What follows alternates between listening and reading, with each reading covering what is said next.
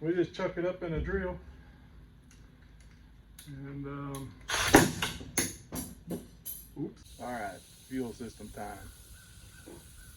So I unhooked this from the motor so we wouldn't be trying to run bad gas through there. Now I didn't really even check it. It might still burn.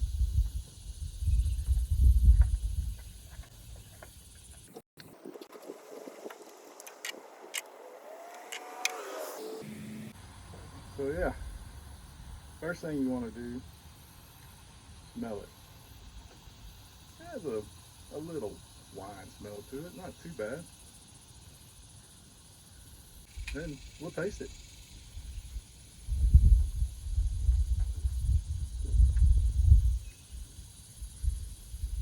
Yeah, I don't think that's gonna burn. Just kidding. This was the real gas. We're not gonna taste it. But we are gonna smell it. I don't think I'll run this through my boat motor, but I think if I do it just right, it'll run just fine through my lawnmower. So we're gonna rig up a little electric pump and get the pumping. It's only got about a quarter tank, so if I can get 5-6 gallons out of there, I'll be pretty happy with dilution is your solution for whatever's left.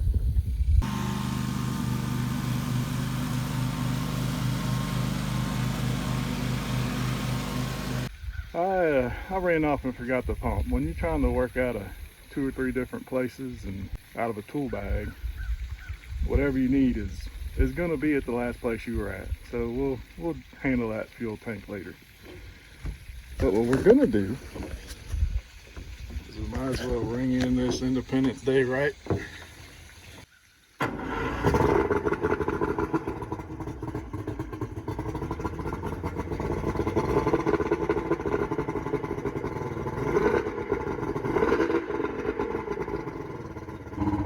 Now we're still trying to run through that gas in that 3-gallon tank. We'll let her run for a little bit. We're getting pretty close to the end. This is the second day of running, I don't know, an hour or 2 at a time. The motor's actually pretty damn fuel efficient. You'd expect that 3 gallons to be gone by now. All right, well, we're back at the boat stall. I did find that fuel pump we were missing. This is what I'm using. It's just a little old Carter electric fuel pump. We could use the primer bulb. It really ain't that much gasoline, but this old primer bulb has gotten pretty hard. And the other day, I mean, there's so much black stuff coming off of there. I have to change that bulb out. But anyway, I'm gonna get started on pumping that gas out, and got a couple of battery boxes that need to mount. Got to put the engine back together, and just little simple stuff like that. We're gonna clean up and grease our steering rod, and I'm just gonna time lapse it unless I run across anything that I think's kind of interesting. So yeah, sit back, enjoy the show. Maybe we can get some stuff done this afternoon.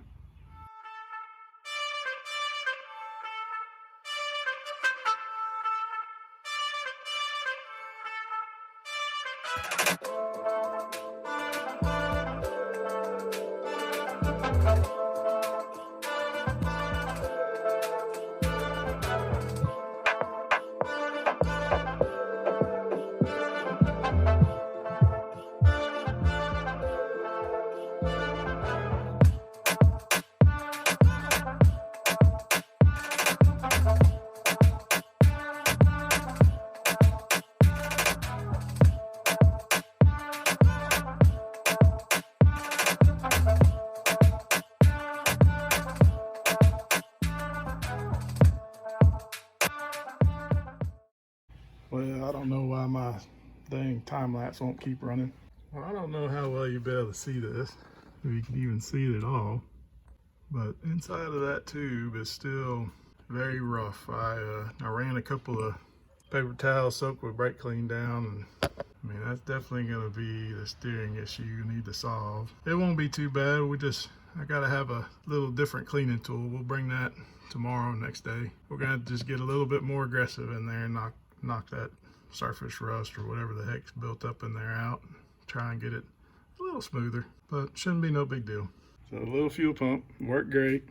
Got that 5 gallon of gas pumped out of there in no time.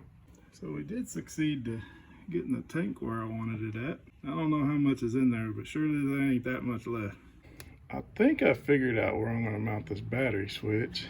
It'll be kind of hard to see, but the back of this boat has a recess. And that piece of aluminum is the actual outside of the boat. But I don't mind if I've got a bolt head out there or something. So I'm thinking about putting it right there. It'll be pretty flush in there then, kind of out of the way. One of the things on this boat, I mean, the storage is just super limited. And I mean, this boat didn't even come with a cover back here. I built something out of an old toolbox lid to cover all this up. I did put a door on that side, so I'd like to keep that little bit of storage there for drift sock and my little toolkit. You probably noticed by now, I'm just gonna be running 2 batteries. I got a 24-volt trolling motor. I've ran this way for a long time, didn't have too many issues. I only nearly ran my cranking battery dead one time, but it still had enough juice to fire up. I don't run a trolling motor super hard. It just never really was an issue for me. But I did come across an item called a Troll Bridge 24, which will allow this motor to charge both batteries when it's running, which would be a pretty good thing. But this old motor is still just old stator. It don't have a real alternator on there, so I don't actually know how much of an advantage that's going to give me. But I know it'll work with just the 2 batteries hooked up, and that's what I'm going with. Them dang batteries are too expensive. They're heavy, and I really don't want to eat up my extra space over there with another battery.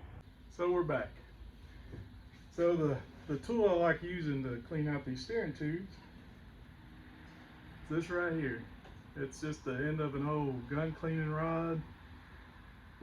This used to be a 12 gauge brush. It's been used enough. It's about the size of a 20 gauge right now. But we just chuck it up in a drill. And oops, we're going to straighten this now. All right, we'll try this again. So we just chuck this up in a drill carefully.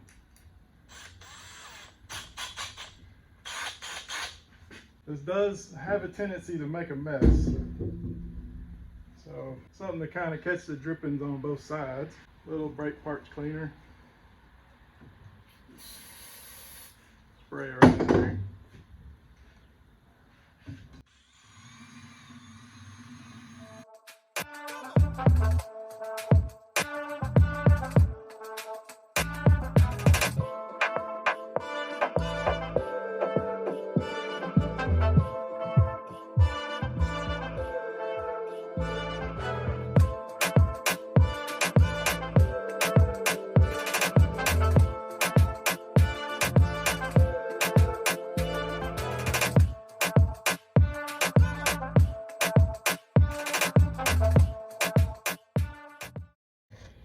Okay, so this side's a little better.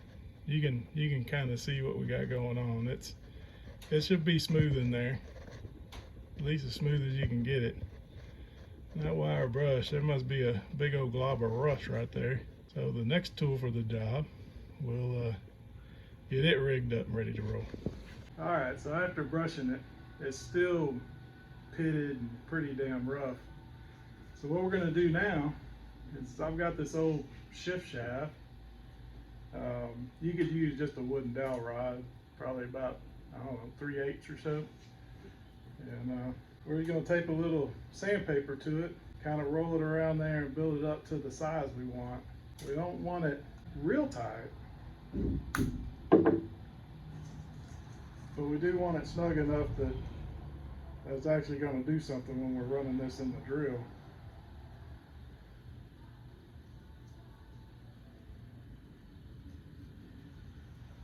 We're just gonna tape it on, roll it up around there.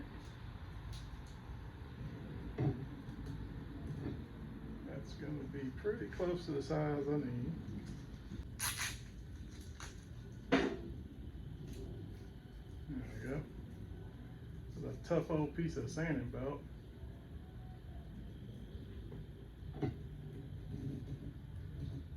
Might be a little too snug.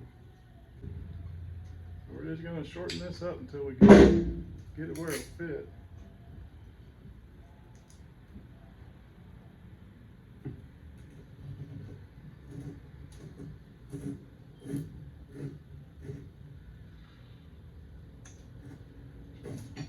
Probably a little tighter than I want it, but I think with the amount of rust left in there, we might need it.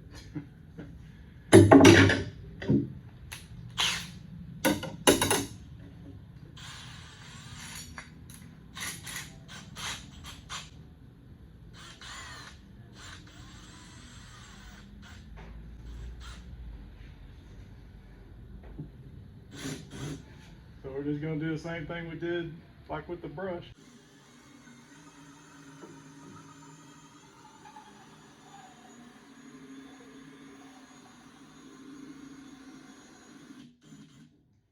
I don't know if you can just see that pattern that come out, but that's the rust right there.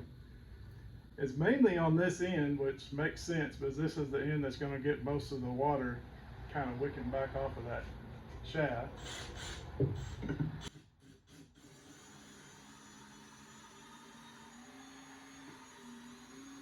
You can actually feel it. You might even be able to hear it get smoother once we get further down.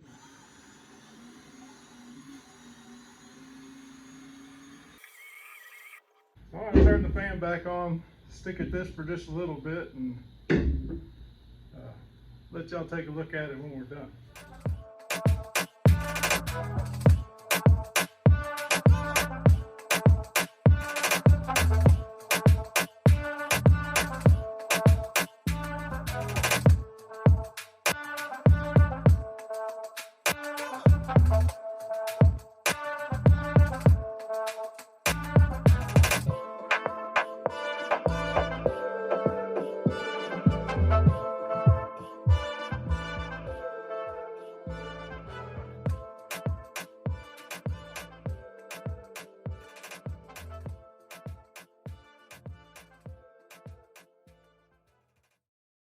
You can kind of see what all is coming out of here. I think that might work once we get it cleaned up. Run a few paper towels or brake clean down it, and it might be at a point where we're just gonna grease it back up and stick it back together.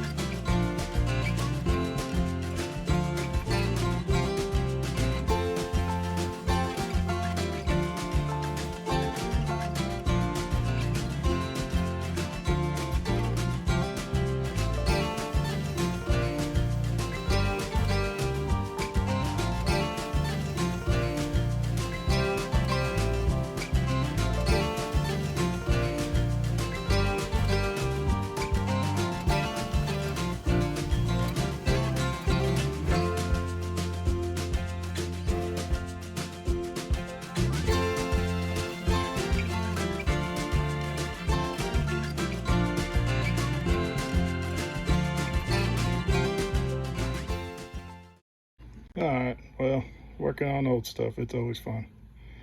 So that groove inside there should have an O-ring in it.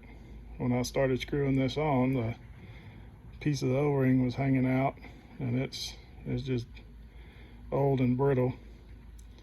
So I have to get another one of those. Trip to the hardware store, no big deal. That should solve the problem, at least that problem. So I don't know, we'll move on to something else now. As far as the rest of the steering goes, we managed to get that all greased. It should work just fine. Once we get that O-ring, we can put this seal side back on and reconnect all this. That's pretty much done deal there. We shouldn't have to mess with that for quite a few more years, hopefully. So the next thing we're going to install, battery switch. This has been determined to be the final location. we're gonna make it stay there.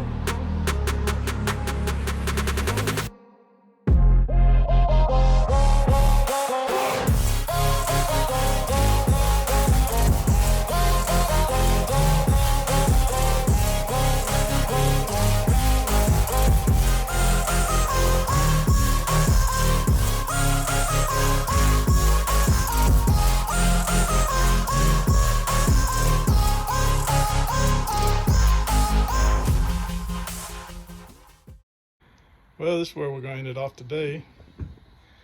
Figured out where my battery boxes are going to be. They did not work out as planned. I'm going to have to move where my battery charger was mounted down a little bit, and I'm going to put fuel separator right there. I wasn't planning on doing that, but it's got to happen to make those two battery boxes fit. The little power distribution block I'm adding right there, that's where everything's going to tie into. I'm going to have all my extra wires going there. That way the only thing going to the battery will be a main power and ground wire and the wires from the charger. Everything else pretty much going to hook up there. Now we got the battery switch, it's drilled. I left it loose. I got to get in behind there and get some battery cables hooked up, get them cut the length, put some ends on them, that kind of fun stuff. But yeah, it's coming along. It'll be nice once it's done. Having that kill switch would be awesome. Never had that before. And just having those wires laid out a little bit better. I still plan on maybe this winter doing a whole bunch of rewiring, but we're gonna do the bare minimum to get by right now. That should clean up my wiring enough that, you know, I'll have my two batteries. My cranking battery can stay. If I need to loan the other battery, the other half of the trolling motor battery to somebody getting in or whatever, it should be accessible, pretty easy to snatch out of there real quick, and you know, I'll still have my cranking side, so shouldn't be a problem for me getting back in either. One eternity later. Well, we're finally back. We started this video like July 4th. It is now, I don't know, almost the end of August. Seems like 2 or 3 weeks has been damn near 2 months. But what you gonna do? You gotta work. I'm gonna just briefly go over what's going in this box. Mainly because I'm gonna make a couple of separate videos. First off, I'm getting rid of, ditching the old relays that were on this Bob's jack plate and going with a Mercury style trim. All this is going to be housed in this box along with the switch that I can operate back here. I want to do this as a separate video just to make it easier for somebody who's having issues or wanting to change up something on their Bob's jack plate. You know, give them some ideals and make it put it somewhere where it'd be easier for them to find. And the other thing we got is, I talked about it earlier, Troll Bridge 24. So this thing right here will combine those two batteries, give me my 24 volt, but it'll also allow the motor to charge both batteries. I don't know that it's going to be extremely beneficial on this motor, but I think overall this might end up being a better system. It's just a tiny little old box. It's going to be mounted inside here as well. I mean, it's potted, it's waterproof. I think everything will look cleaner if I kind of hide some of this stuff. So I'll just have a, you know, wire loom coming across. But I'll go over more about this Troll Bridge in a separate video too, just to make it easier for anybody who might be looking at this particular product to find.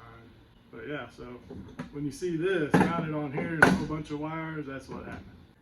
Okay, so we're gonna mount this. These bolts do go through the back of the boat. I'm gonna use just plain old 100% silicone. It's above the water line. I don't see the need for 5200 for this. I'll be using the same stuff to mount the battery switch on the other side once I get those cables made.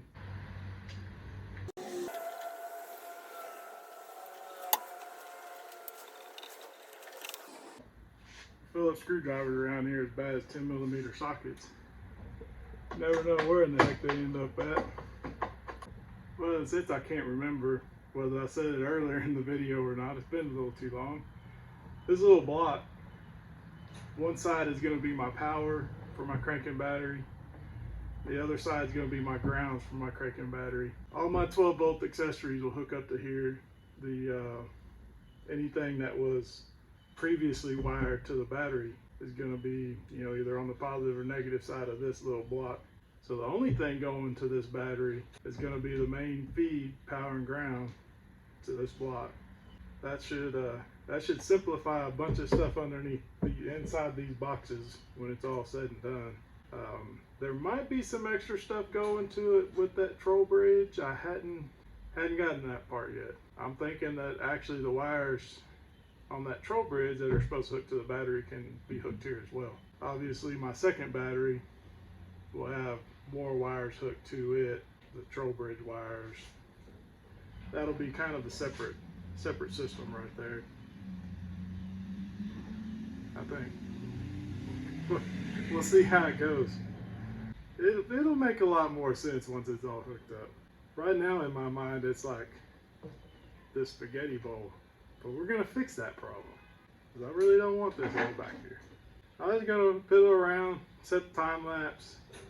I don't know what all else I'm gonna get into today. I need to remount this, need to remount my fuel filter. Matter of fact, I think that's what I'm gonna do next.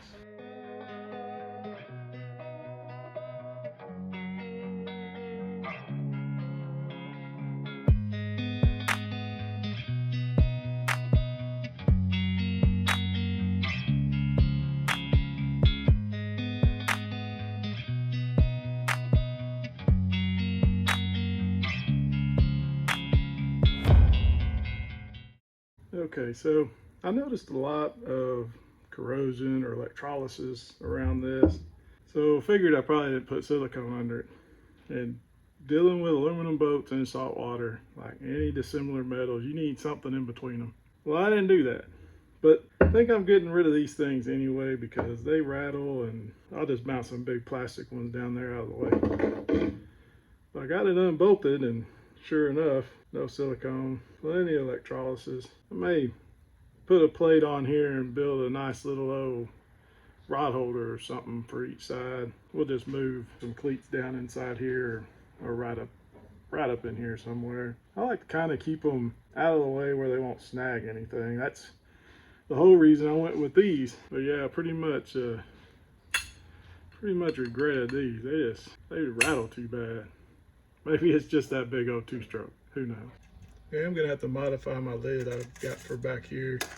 This lid on these battery boxes sticks all the way right there,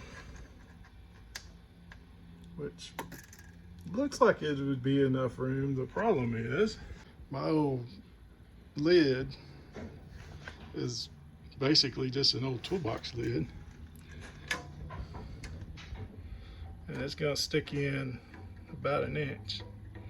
Now it is up a little bit, but I think I'm gonna have to notch some of this out just to be able to clear those battery boxes. Actually, I might do a little more measuring. It might work.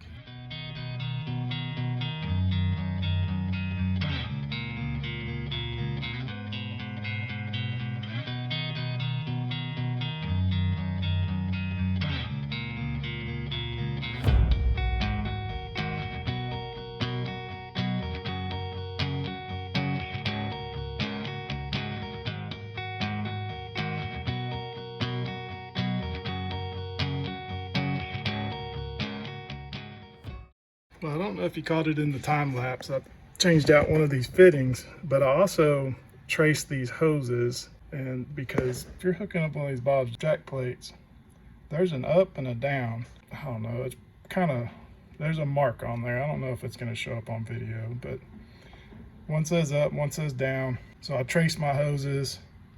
The one that's hooked up to the one that's marked up is actually the hose hooked to the bottom cylinder. At least that's what I'm assuming, because when you hit the up button, it should be pushing fluid down this hose to the bottom of the cylinder to raise the piston, raise the engine. Well, that's gonna finish this up for today. I gotta get some more parts. So I need to get some of these and run where my wire run's gonna be on both sides. Kind of get those pre-positioned, and that'll set where my wires need to go, and I can start running wires in. Okay, so I'll give you a quick rundown of how I build battery cables. So kind of figure out how much you're gonna need to trim that insulation back.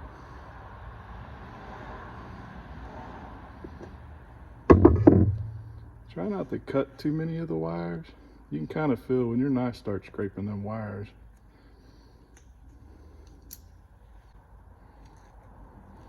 Good twist. That's gonna fit where we want it. Check your heat shrink. It'll fit over this end, but not real easy. So we're just gonna go ahead and stick it on the wire.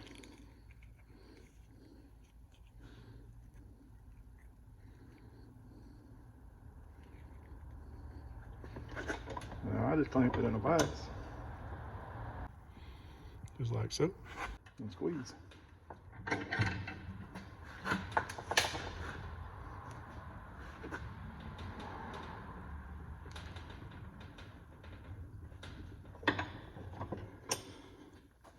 So, I mean, that ain't going nowhere. But we'll go ahead and stake it anyway. Got an old Phillips screwdriver.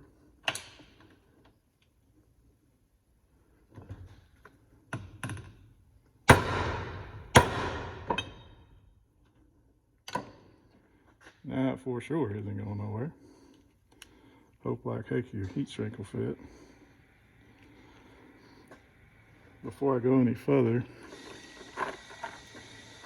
not all heat shrink is equal. You definitely want the adhesive lined. Don't pay attention to the brand, just make sure it's adhesive lined. The other heat shrink doesn't have the glue in there.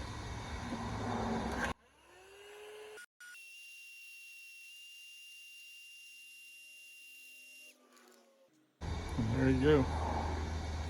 You can see that glue coming out. It's good and sealed. We'll get the rest of these ends on. We'll be back in business. Alright, so I just want to give you a little update what's going on.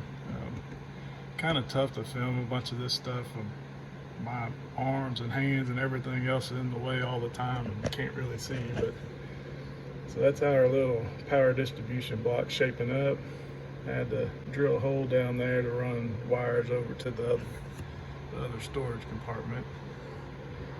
Not a huge deal. It'll all get nice and tied together here shortly. We're getting pretty close to getting done with this. So here we go. Got the jack plate hoses done, got reservoir filled up, just use the 30 weight non-detergent oil. All we gotta do is get our wiring done for it, our relays. But yeah, having some issues fighting with my iPhone for data storage. It's gotten to the point where I just want to get it done. Slinging a camera around this definitely takes a little extra time. Okay, well here we go. Got both of our batteries. This is all the wires we've got going to our battery. So cranking battery, got the main power and ground, onboard charger lead. Trolling motor battery, we've got the 2 wires going to the troll bridge and the trolling motor lead. All of my extra wires now are all hooked up there with the power ground. Now all of that crap used to be hooked in on top of at least one of these batteries. So that's definitely cleaned this up a lot back here.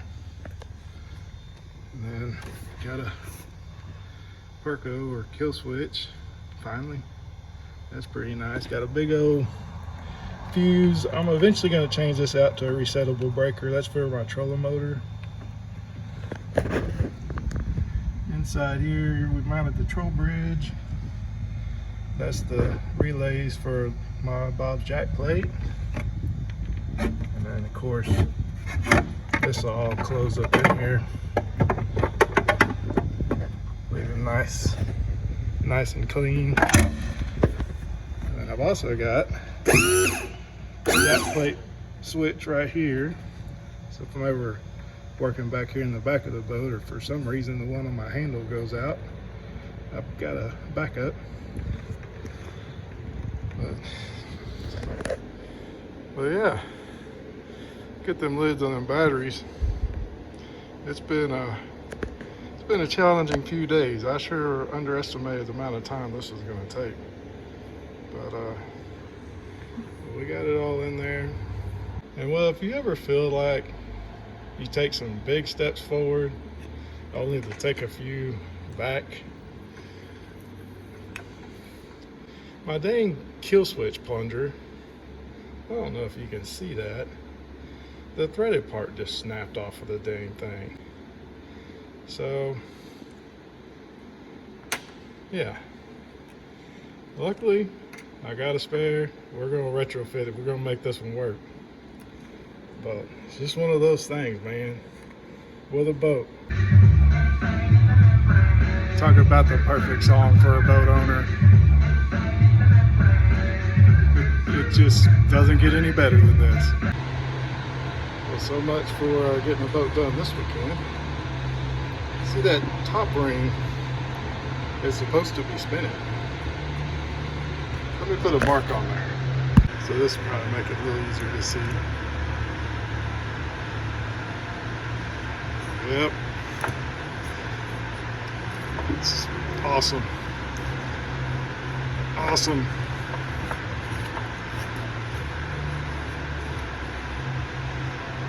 Well, let me find a bigger hammer, and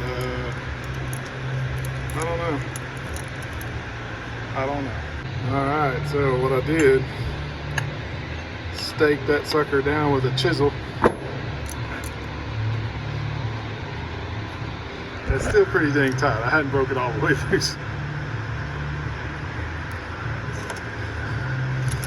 But yeah, we ought to get that back in the boat now. Good grief.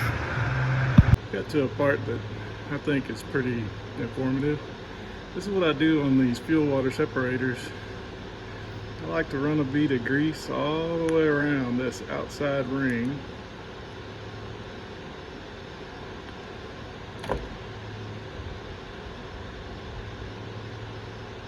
And what I'm trying to do is just fill that up so that salt water doesn't get in there and rust this filter out from that groove. Because it's in a place that it's not going to get rinsed out ever. And you know, these cheap little thin steel filters don't handle salt very well. The painted body actually stands up pretty well.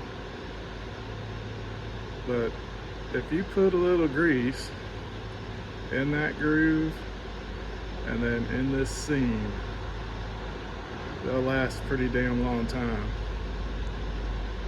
If you don't, you'll end up with a little pinhole driving you crazy because you can't figure out why the heck your dang motor is not picking up fuel anymore, or you know, some kind of crap.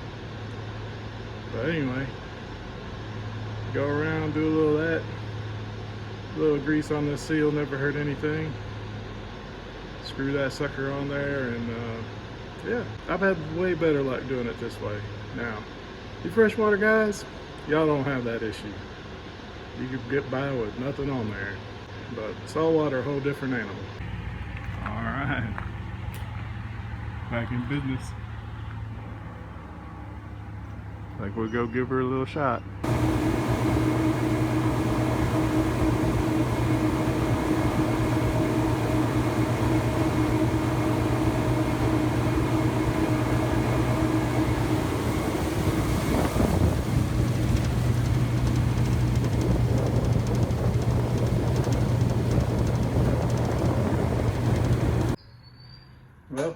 we are back in the boat stall. Had the boat out twice. First time, figured out the chart plotter screen is gone. It's black. No map anymore. The fish finder screen, you can barely see what's going on it, but it's dead. One power pole remote, no good. But at least one of them worked. New battery, but one of them worked. Let's see what else. The AM/FM radio works great. Jack plate, our new relays, the troll bridge, man, all that really worked great. Very, very happy with that. Still hadn't cut my lid. We'll get it on the next video. There's gonna be a few little boat fixer-upper things on the next video, but most of that one I want to do walk around and get some good shots out there running. But yeah, I wanted to do this wrap-up video out on the water, but so excited to have the boat back going again. I completely forgot about filming, so sorry about that. But we'll get you some good video in the next one. But so maybe the next one everything will be a little bit more smoothed out. We can work on a little project here or there and finish it instead of just, you know, atomic bomb approach projects going on at one time. But anyway, that's gonna be it for part 4. Thanks for watching. I do appreciate it. Hope there's some stuff in here that help you out. There's definitely been plenty of different projects, but we'll catch y'all on the next one. It might be a little while. Work is definitely gonna have to come first here for a pretty good bit. But we'll try and get it out there little by little. We'll chip away at it. This one took forever. I mean, I started this video on the 4th of July, and shoot, I don't know, man. We're halfway through September at this point. But we've been out twice, caught a few fish. Nothing to brag about yet, but got to relearn that marsh. There's a whole lot that's different out there since the last time I was out there. It'll make it more interesting poking around out there. Hopefully we can do it without getting stuck. But if we do, we'll cross that bridge when we get there. Anyway, if I hadn't said it yet, thanks for watching. Man, this guy is racking up. Second dragonfly. Well, he had one yesterday and now he's got a fresh one today. Good grief. You picked a good spot. Well, there's the one from yesterday. Well, I guess after 2 big old dragonflies, it's time to bring on the next generation.